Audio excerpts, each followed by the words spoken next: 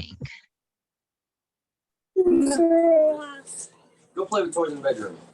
I'm leaving this in here because Taylor's won't leave it. All right, and I'm gonna mute everyone.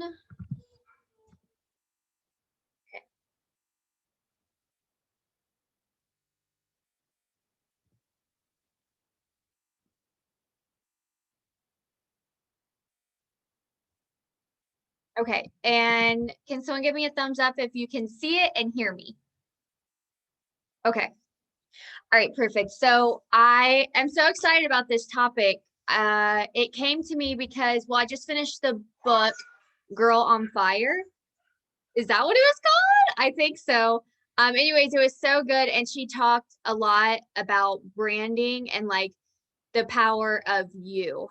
And it just really came to me. So I hope this really helps you and your Instagram. This should really help your Instagram and you just really finding out ASAP who you are as a person and not try to look at all the other coaches or even myself or someone above you that you think you need to like look like them or act like them or talk like them, because I literally did that for the first 2 years of my business.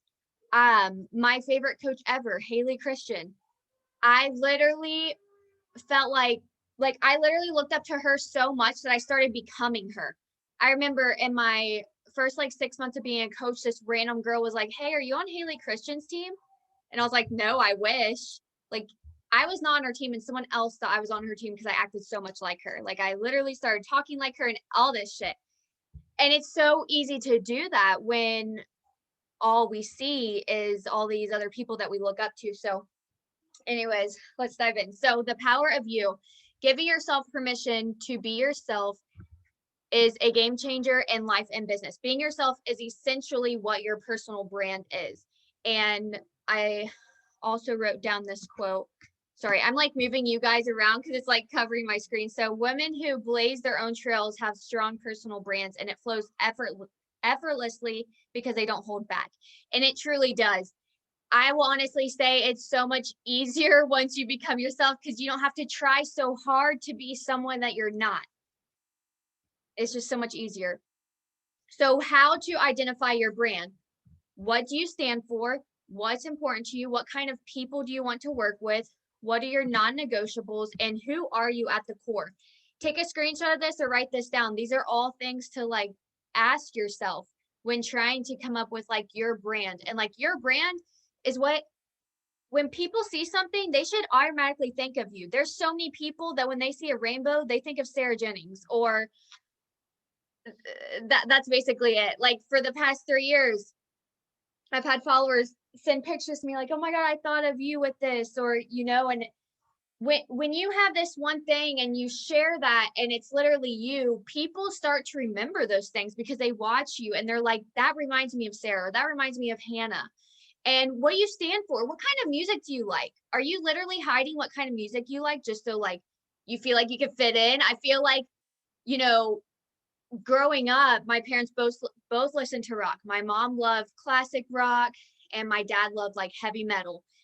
And I really like from a young age, I remember listening to like punk rock and like really heavy metal because that's what I knew. And I still love it to this day. And I used to be scared to share that on my social media because I was like, people aren't going to relate to this. Like there might be a few, but like, I feel like I couldn't share that. And it can be as simple as that. Like, is there something that you feel like you're doing just so like people will like you? Because I'm telling you, once you find that one thing or those few things, or maybe it's the way you dress. Are you showing up on social media wearing certain clothes just so that you feel like you'll get more likes or like people will like you better? These are all things to keep in mind.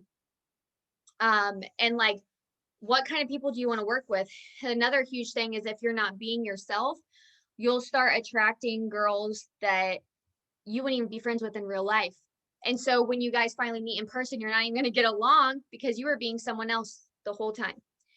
And like eventually you're going to meet the people on your team. And I've literally met girls in person that act nothing like who they are on social media. And that's so embarrassing. I don't understand it, but just be yourself. Your brand is evident in the way that you dress, the way that you speak, the way that you make others feel. Your personal brand is a style in which you do life. It is your truest essence. It's something that will evolve as you evolve. You have a personal brand, whether or not you realize it. It's time to get intentional about the way you show up in the world. And I literally just went over all of that, but this was actually a quote in that book, and it's so true. The way that you dress, the way that you speak, when you talk, is that how you talk in person, or do you have like another voice on social media? Like, I seriously feel like there's tons of people out there that have like a different social media voice. And it's crazy. Like, are you speaking, if you cuss, don't be afraid to cuss. Like, I don't know if I can say one sentence without saying the F-bomb. I used to be afraid to share it, but then I was like, I'm not even being myself. And it'll make you want to quit this business because you feel like you live like two different lives and that you're living a lie.